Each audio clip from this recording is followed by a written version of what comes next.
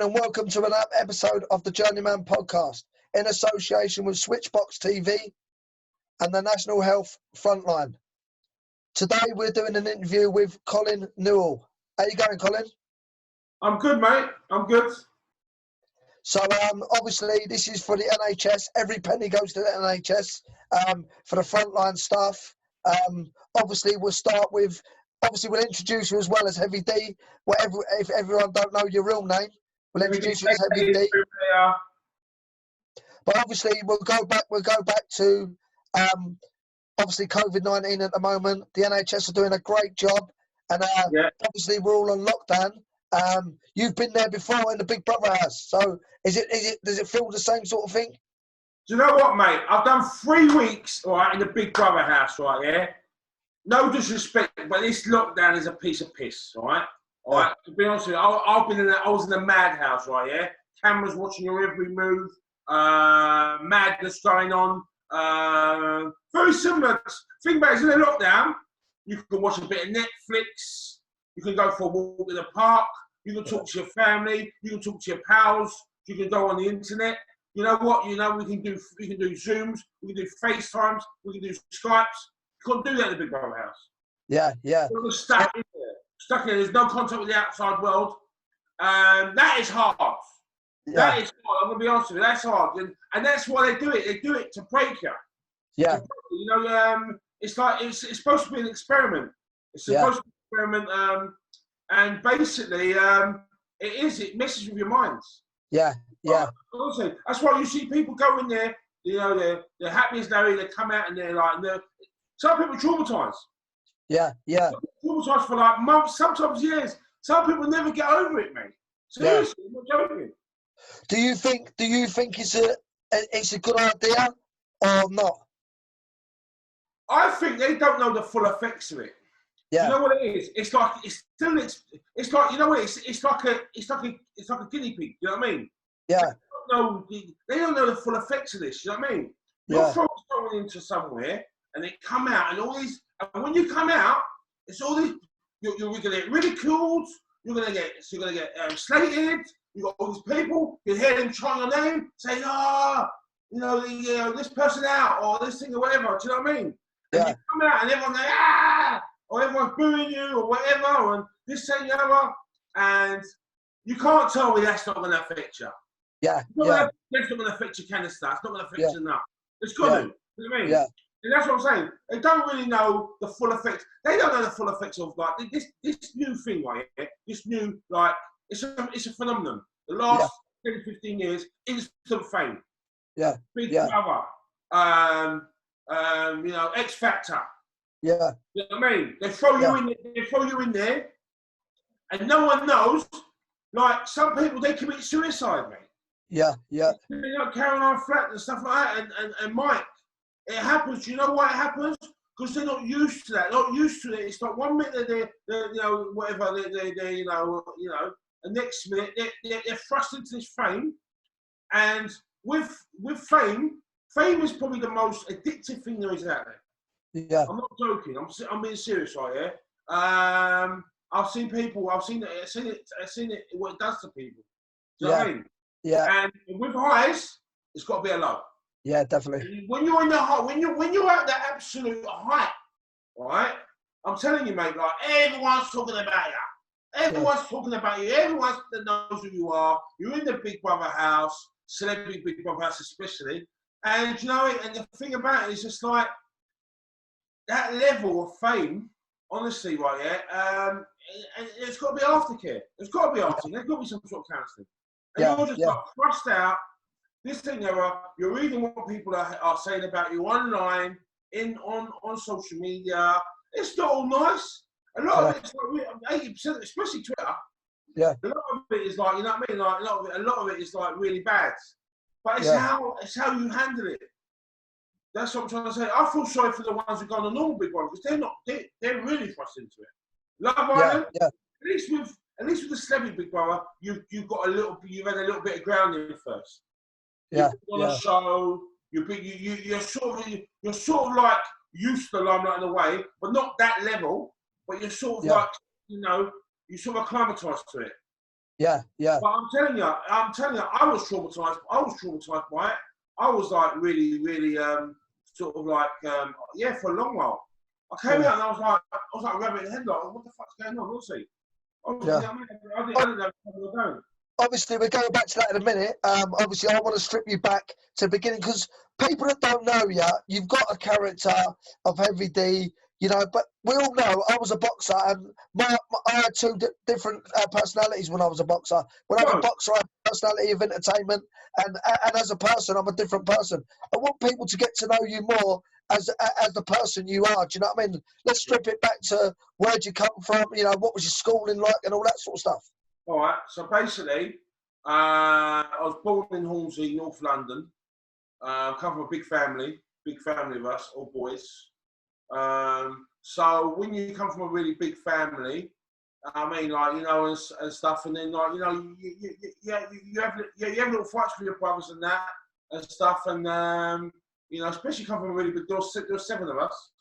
We all have little scraps with each other, you know, and stuff like that, and you know, and I went to. Was you two parents? No, my mum and dad broke up when I was about 4 years old. Yeah. 4 or 5 years old. They broke up, you know, and stuff, and yeah, that was a bit traumatic. But think about it, on my estate where I grew up, there was a lot of one-parent families. You know what I mean? It was just the norm. Do you know what I mean? Where I grew up, it was just like, you know, it's one of those things. You know what I mean? Like, you know, it's like, you know, a rough North London estate and stuff. But the thing about it, I had a happy childhood. We didn't have much money and stuff like that and whatever. And like, there might not be a lot of food going about, but the fact of the matter is, we had a laugh. And you know what I mean? Like, sometimes, like, those are your character forming years. Yeah. That's what builds character. Going through hard times and having and laughing in the face of adversity. We never lost our sense of humour. We always laughed, even during the hard time, especially during the hard time. That's when you need it the most. You need that sense of humour to get you through it. And that's why even now, you know, with this coronavirus, I say, do you know what? Like, you know, try and make light of it, and if you can, because do you know what? It's not going to last forever, and you need a sense of humour to get through the tough time. I mean, like, you know, some people, we handle things differently. Do you know what I mean? Yeah. I mean, obviously, I come from a one-parent family as well, but I tell you what, we're making up for it now with our bellies, aren't we? Right? I said, I come from a one-parent family as well, but I said, we're making up for it now with our bellies. Yeah. but obviously, how was your schooling? Was you intelligent or? Do you know what, right? Yeah. When I was about 4 years old, they said to me, I mean, I was about 5. I was in like infant school, and they had like a maths book, and it was for the whole year, and I completed it from the front to the back. I was just bored. Yeah. So they said to me that I'm gifted at maths. And stuff, which they call my mum and said, like, your son's gifted at maths, and you know, he's got a gift there. Do you know what I mean? Like, he's really good at maths. He doesn't calculate his. He's just a natural thing. Do you know what I mean? Yeah. Natural thing. Another thing as well is, like, I would say I was intelligent. I was like, do you know what it is? I used to be a bit of a class clown as well, stuff like that and whatever, and I used to get the work done and that. But I used to just, like, you know, have a bit of a laugh. The teachers loved me. They loved me. I mean, they knew I was harmless. I mean, they're like, oh, here he is. I mean, he's a bit disruptive, but he's got something about him. Do you know what I mean? The teachers, they spotted that from an early age. I was always a bit of a show off. I would always be the person who, like, stand up on the tables and tell a few jokes or whatever, this, the other. All eyes on me, do you know what I mean? I'd be there, you know what I mean, whatever, and then the teacher coming, get off that table. Go and sit down, do you know what I mean? But they knew, do you know what I mean? Like, it's better to keep I was like, sort of, I think I was doing them a favour by keeping them, like, you know what I mean, keeping them entertained or keeping them in order while the teachers did, do you know what I mean? Like, and that was me.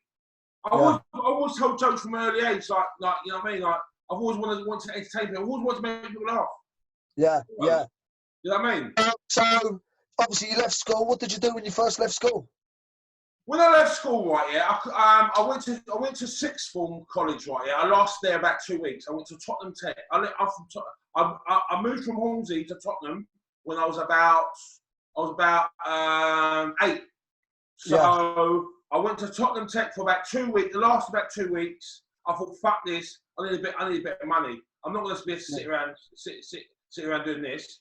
So I went out and I got a job, London buses, as a bus mechanic, a bus apprentice. So that was it really. I wasn't really interested in further education. I was more interested in, do you know what? I need cash in my pocket. Do you know what I mean? Yeah. Like, I'm going to say is I didn't have the patience for all that. I had the intelligence. Don't get me wrong. Do you know what I mean? I've always been intelligent. I've always been like reading books. I've always been all that sort of stuff. I've always been like very methodical, but I just didn't have the patience to sit around in class doing all that bollocks. Do you believe that's coming from one parent family? Of course it is. One parent family, you're under pressure to put some. Yeah, to make money. If you come from one parent family, right? Usually you come from somewhere. Most one parent families haven't got a lot of money going back. Do you know what I mean? Yeah. So like you're under a bit of pressure. Do you know what I mean? You got to go out there. And you got to be the breadwinner. You got to come and bring some money. Yeah. So you got a lot of kids from my estate. It was like, you know what? Fuck this further education stuff. Let's go out. Let's go and get a job. Doesn't matter what it is. You got to bring some money. Do you know what I mean?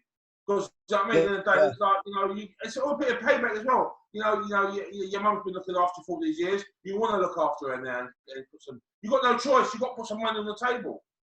Yeah, yeah.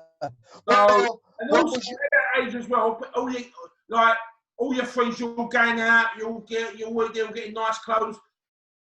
You know what? It's like it's what you want to do as well. Yeah. You know what I mean? You're 17 years old. All your mates have all got jobs, and so you want to be the same. So I went to London buses. It's a lot of peer, but peer pressure in a good way. There's nothing wrong with that. There's nothing wrong with everyone else. Like, you know, I mean, whatever. But I say, you know, my younger brother, he's very academic. He's very, he's different to me. Do you know what I mean? He had the patience to do that. Do you know what I mean? But he went through and he's like, you know, the best schools ever had. You know, sort of. But the thing is, I didn't have the patience for that. I was quite more, you know, get out there and get the crust. Obviously, then you got your first taste of fame. What age was that at? Can I be honest with you, right? Yeah, this fame stuff, right? Yeah. It wasn't nothing new to me because my brother was a club promoter, and he was a club promoter in Browns in West End. So I was like introduced to celebrities from a very early age. I was about 19. I was going. He was taking me under his wing. I'd go out clubbing. I'd bring my pals there, and we'd be like up in the red room with like Mick Hucknall, Yasmin, Yasmin LeBon, Sophie Anderton. All these people, do you know what I mean? Like it was nothing. It was nothing new to us. Do you know what I mean? Yeah. We was out, like, you know, your mates, they're going down to the local, like Camden Palace, where they're hobnobbed with celebrities. It weren't nothing new to us. That's why this celebrity thing is like, it doesn't faze me. It doesn't matter who it is. It's like I don't get starstruck. Do you know what I mean? Yeah. So, like I said, like I was brought up basically like around celebrities. Do you know what I mean? Yeah, yeah. It weren't nothing new. We were talking like at the time they were like mega stars. Do you know what I mean? Yeah, and all that sort of stuff. You know what I mean? Like, you know. When was your first break? When was your first break in TV then? So basically, what happened was my first actual gig. I was in a Browns nightclub, right? Yeah. My brother goes, listen, my brother's a comedian. So I used to tell jokes. I thought I was a comedian. I used to watch Mike Reid videos, right? And I used to, wherever I used to go, I used to fucking tell Mike Reid videos. Yeah. Obviously, not exactly politically correct, you know what I mean? But I fucking loved Mike Reid. I had all these videos, wherever I went, I'd tell these jokes. So I remember it was in Browns nightclub right here. It was like after hours. We were all having an after hours drink, and all the celebs were there. He goes, "Oh, everyone, wait! My brother's a comedian. He wants to tell a few jokes." I got up, and that was my first, you could say, gig. But it's like in front of like massive, all these celebrities, all these standards, and they was all there. It was all there. And I got up on stage. I started. It wasn't stage. It was like I jumped up on the sofa, just started telling jokes. You mean your own stage? Everyone was like, fucking hell, this geezer's a bit of a live wire. And then I think it was Mick Hucknall, like, what's going on? And then Mick Hucknall started to clap, and they all started clapping. You know, it takes some people a little bit like sheep. It takes one to start me. So I got like a standing ovation. And I was like, he was like, you smashed it last night. And that was my first little buzz, you know what I mean? It was like, do you know what? Maybe this is what I want to do. I want to do this. Yeah, yeah. You know what I mean? I didn't know exactly what I wanted to do, whether it be film, whether it be stand-up, whether it be TV. I didn't know, but I just knew that was what I wanted to do. Yeah. So, do you know what I mean? I started doing, you know, the stuff, and you know what it is? If it's in you, like, I started driving, like, taxis then, right, yeah? And obviously my personality, whatever, and stuff, and I was always asking for me, I'd have the music playing, have a few jokes and this thing, blah, blah, blah, and all that sort of stuff. And they was always inviting me into parties. I'd come in, and I'd lock myself, and I'd just knock off the radio and all that sort of stuff. And it was like, and sort of like, so this celebrity thing, celebrity means someone who's well known, someone who's well known. It doesn't have to be like, so in my area, I was like a celebrity, do you know what I mean? Yeah, yeah. Like, you know what I mean? Like Colin, like, you know, Cabby Colin, let's get Cabby Colin, where's Cabby Colin, let's have a bit of a laugh, do you know what I mean? Yeah. And then obviously, like, I went to Cyprus, went out there with some DJs I know, and when I went out there, I went out there for about doing some PRing and stuff, and like, you know, trying to get people into clubs and all that sort of stuff. And I was out there, everyone goes to me, do you know what, you need to be on TV. You are a fucking, you're top guy. You need to do something about it, mate. You've got a serious, you've got a personality there. And too many people said it. I was on this thing right here in Cyprus. Two people saying the same thing. So I said, all right, when I get back to England, I'm gonna do something about this. Yeah. I've got to do something about this. I mean, I think I was about 33. I'm 47 now. I know I don't look it. Do you know what I mean? Yeah. You look 62. What? You look 62. Like, obviously, Colin, when did you get the stage name Heavy D? All right, so I'll get to that, right? Yeah. So basically, what's happening is, so I come back. I went to drama school, went to Anna Shears and blah blah. Started doing all like short. I started doing plays. Started doing you know, all that short films and all that sort of stuff. And the Heavy D thing, right? It came from when I was at school. I was at school in the 90s, and the 80s and 90s, where Heavy D was big. Heavy D and the Boys. Nah, we found, you know, Heavy D and the Boys. Massive in the 80s, right? Absolutely massive.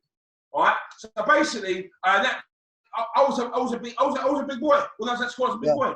So he goes, oh, he looks like Heavy D and the Boys. So that's my nickname, Heavy D and the Boys. And I was going, nah, we found, all that sort of stuff. Right? So that was my little nickname, right? Yeah. So basically, so what happened was, a mate of mine called Leo, he was down the market, and then he's like, yeah, they want someone they want to go on this show called Storytellers. So he's called me up, and he's gone to me, listen, do you want to come down with me to do this show? All right, this thing, he goes, come down there, we'll have a laugh, whatever. I was like, I weren't where we were going to go, you know. I thought, yeah, fuck it, come, let's go. He just wanted a lift, basically. He wanted a lift, you know what I mean? He wanted a lift there, and I was driving, and I was like, all right, come and fuck it. He wants to, you know what I mean? I knew that he wanted a lift. Went down there. So basically, what happened was, they was going to me, oh, do you know what? This is what I'm talking about. Like, it's very important to know your own worth. They was going to me, right, you're all going to be an extra. You're going to get like £30 for the whole day, and you can't say nothing. And me not saying nothing, or doing anything, is not going to happen. Yeah. I've got to have some of that. Right? So you blagged your way in there. You blagged your way in there. I blagged it, mate. I blagged it. Well to the producer, right? Yeah. And this one, it's against my mate. He wanted me. Well, I thought he's my mate. He wanted me to just be there and make him look good and whatever this year and not say nothing. So when I said to him, listen, mate, I'm not having this. I'm going to speak to the producer. He's like, no, you can't do that. I goes, yes, I can. Watch. So I went to the producer. Listen, mate, I'm better than this. I'm not an extra. I'm sorry. I'm not trying to be funny, mate. But if you ain't going to give me a talking part, or if you ain't going to make what I'm worth, I'm going home. And he went, all right then. All right, see you later, mate. He went, well, we go. I said, I'm going, mate. I said, listen, if you're going to give me a talking part right here, I said, he said, why? Do you think you could? I said, I'm the bollocks, mate. He said, I will wipe the floor with all these muppets. Yeah. Really? I said, yeah. I said, give me half hour. Give me half hour, all right? I don't want nothing. Just give me half hour and I'll show you. Give me like, just all I'm asking, half hour, and I'll show you what I'm about. Yeah. He went, yeah? I said, yes. He went, all right, let's see how I start thinking, let's see how blah, blah. I don't know where it comes from, right? So basically, the Heavy D thing, they was all asking, like, before you actually, he's going, what's your nickname at school? I said, Heavy D. He went, okay, Heavy, the guy, the American guy, okay, Heavy D, man, yeah, man, Heavy D, man, yeah, man, yeah, okay, man, okay, let's do it. So they went on their nickname. Went in there. So this goes. So basically, the guy was like, I just came and went like, boom, and everyone's. You couldn't hear a pin drop right here. I was, what? Everyone was like shocked. Yeah. It was powerful. This boom was powerful, mate. Yeah. I'm serious, mate. It was like, it was a phenomenon. You can't explain it, mate. Yeah. It was like, it was a catchphrase. From the moment I said it, it was like, that's a catchphrase. Yeah. That's going to be around for a long time, mate. And they looked at him, the producer looked at him, it was like, fucking hell. They went, mic him up, make him a main character. I was like, yes! A main character. What did half hour? It took me about 2 minutes to be a main character. Yeah. So I'm a main character of a major TV show right here within 2 minutes. The other fella, who's supposed to be my mate, he was like, no, this is bollocks. I'm not having this. Why is he a main character? I goes, well, calm down, man. You're going to be a main character too. It's all right. It's enough for everyone. It's enough to go around. Do you know what I mean? No more Colin Cabby. No more Colin Cabby. Colin Cabby was gone. What? I said Colin Cabby was gone. That was the end of Colin Cabby. Colin the Cabby was gone. Yeah. No more Colin the Cabby. It was Heavy D. Heavy D. You know what I mean? Yeah. It's all about Heavy D. Heavy D and the boom. That's it. Yeah. So basically, and then it just blew up, mate. The show just blew up. It was mad, mate. The figures on the first series was like, we were smashing Geordie Shore, Towie. I was only on like a little channel a day, a little non-terrestrial channel, We were their biggest ever show, the biggest ever ratings we've ever got on. It was mental. Yeah. From the first episode, they were talking about Stay Big Brother from the start. And my producer go, no. It's too soon. You go, no, listen, mate, if you go there, you ain't going to get the right man anyway. Bide your time, wait a few more series. And he was right. I listened to him. He was right. He goes, listen, bide your time, this thing, and also it gives you a bit more grounding. Because if I would have went in straight away, and this thing doesn't go according to plan, mate, I'm telling you, mate, it's like, it's too much too soon, do you know what I mean? Yeah, obviously, going back to it. Going back to it.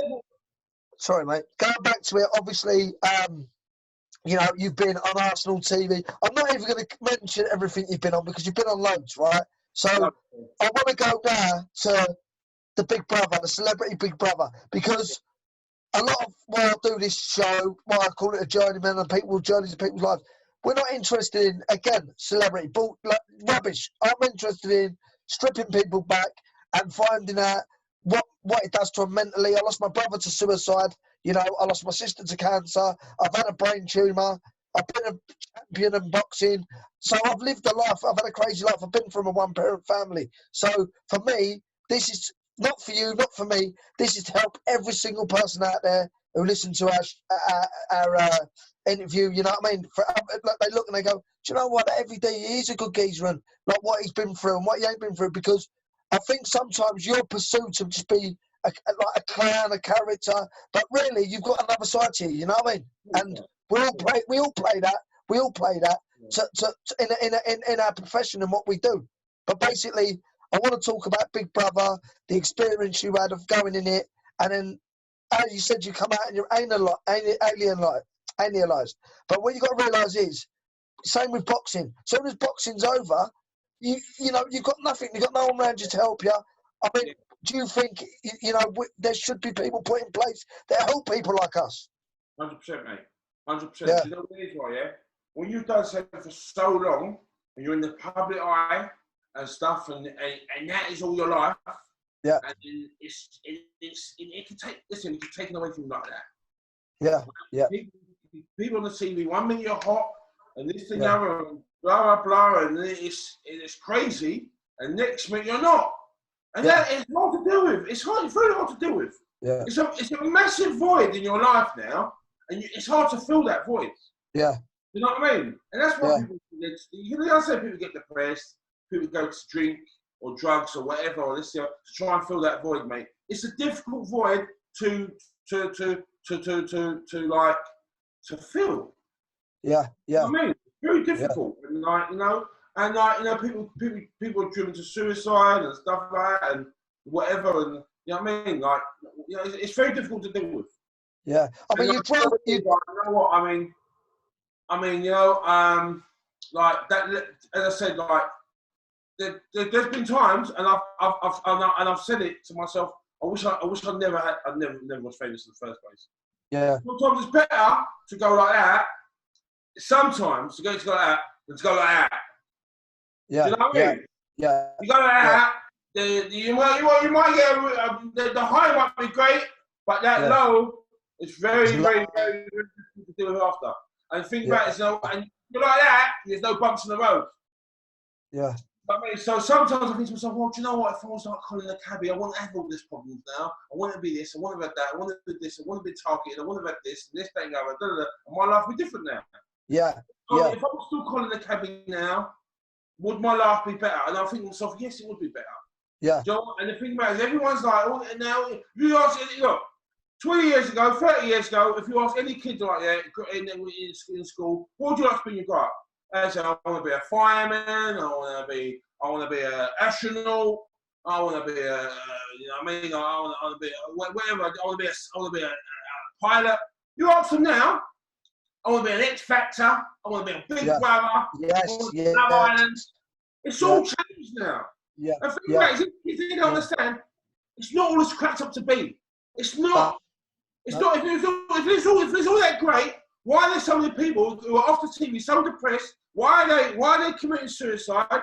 Why is it, if it's that great, what looks as gold is not gold? It's not what you think it is going to be. Do you know what I mean? Sometimes it brings more problems than what it's worth. Do you know what I mean? Yeah. And it's very addictive. Yeah, but I mean, going like, you know, I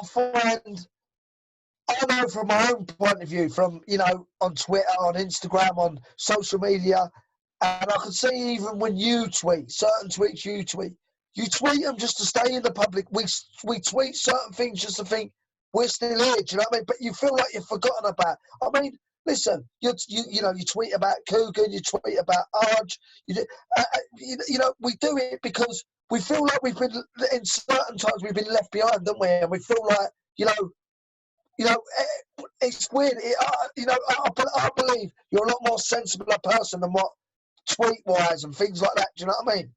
Yeah, you understand what I'm saying? You know what, right? Yeah? There's a common notion that once you're forgotten about, then you're gone. So sometimes, you know, it's hard. You're trying to keep in the public eye and stuff and whatever, and you're trying to, you know, do what you can. To find your last. Your last night, you know what I mean? You're trying to like just trying to stay relevant. It's you know what I mean? And the thing about it, you know what it is, right here? If nothing's going on TV-wise, but I mean, you know, there is things in the pipeline, I've got to say, which is very good. I've got a TV show which is currently you know, being reviewed for the future. That's great. You know. So things are looking bright. It's not all doom and gloom. Yeah. But you know what, mate? Do you know what? These boxing matches I do, it keeps me ticking. Yeah. And stuff like that. And they say, you know, you're only out of the picture when people forget you. Yeah. You've got to do what you can to keep the people quiet. You've got to do what you can. It means over the boxing. Listen to me, I like the boxing anyway. I like raising money for charity. I like the boxing. It keeps me fucking busy. You got to keep busy, right? Yeah. You got to keep busy. Do you know what I mean? Like, after being in the public eye, is you can't just go and do a normal 9 to 5 because everyone's going to be laughing with their camera phones. Ah, look, it's every day, look. Yeah. Every day, it's insane to me, look. Yeah. What can you do after say Big Brother? Yeah. You can't be a bus conductor. You can't go and work on the British Rail. What are you going to do? So it's very difficult. In a way, you start with it now. Yeah, obviously now you're in your downtime. I know you've got obviously things in the pipeline and all that sort of stuff. But I'd like to get on to like obviously we talked about Caroline Flack taking her own life, which was terrible. We know there's a lot of other people, George Michael. You know, we can talk on countless people. Obviously we think they've got everything. Why are they doing it? But I want to ask you this question: have you ever felt in that way? Or have you ever felt really depressed and mentally? Have you suffered with mental health? I've never been diagnosed with mental health. Yeah. Mental health, you know what I mean? Like the facts of the matter is that doesn't mean anything. That statement doesn't mean nothing. But I know when I'm feeling. I know when my mental health is like, you know, when I'm down. Everyone gets depressed. Yeah. I mean, like, you know, one minute you can feel like on top of the world, and then something can happen. Your mate can die, or this thing, or whatever, or something. Do you know what I mean? Like, and then, or something can happen. I always say, do you know what? Anything can happen, right? Yeah. My lowest point was when I was almost made homeless after the Big Brother. You know, within a short space of time, trying to live a celebrity lifestyle, and within a year I was on Judge Rinder, almost homeless. And I always say, people are only 2 wrong decisions away from being homeless. Anyone, I don't care who you are. Yeah. 2 bad decisions. Yeah. It can happen to anyone. You think this thing, right? Yeah. You can meet the wrong woman. You can meet this thing, whatever you could do, whatever. It can happen, mate. You make a bad decision. I'm telling you, your life can unravel. Yeah. You know what I mean? But do you know what, like, listen, you got to take the rough with the smooth. I've had my ups and I've had my downs, and this thing, and like I say, I was almost made homeless. I was depressed. I was in a bad place. I was in a bad place, and I was surrounded by the wrong people. You know what I mean? Like, you know, I'm telling you, it can happen to anyone. It can happen to anyone. And that was my darkest moment. Because one minute you're fucking coming out of Big Brother house, and next minute this year, and next minute you got fucking bailiff letters through the door saying you're going to be evicted. Yeah. And next minute you're on Judge Rinder. And next minute it's like, and everyone say, "Where's all the money gone?" Do you know what I mean? And you're trying to do this lifestyle that you think that the celebrities have got to do. You don't have to do it. And that's what I'm trying to say. And that's where the wires get crossed. And that's where it all gets fucked up. And that's where I felt really bad. Yeah. I know, but I'll tell you what, listen to me, let me see something right there. When people think you're skint, they run a mile, mate. I don't want to catch that. I don't want to catch that disease. I don't want to catch that disease. So some people, it's a disease. Oh, he's skint. Oh, but stay the fuck away from him. Yeah. That's what people are like. They're very, very fickle. And the thing about it, once you've got that tag, once you've got that, and that's it. It's like, you know what? And people are very, what's the word? Fair weather. There's a lot of fair weather people out there. Some of your true core friends will always be there for you, no matter what. They've been with you all your life. They've seen you go up and down. But the people you just met for a bit of fame, mate, they're not going to be around when it all goes tits up. They'll be the first people. Come on, let's go with this club. Let's go this place. Let's go that. Let's go. Let's do that. Let's do that. But when it starts to go get a bit fucking tits up, they'll be the first to be gone. All right, listen, Colin, we're running out of time now. But the last question I'd like to ask you, obviously you took us on your journey.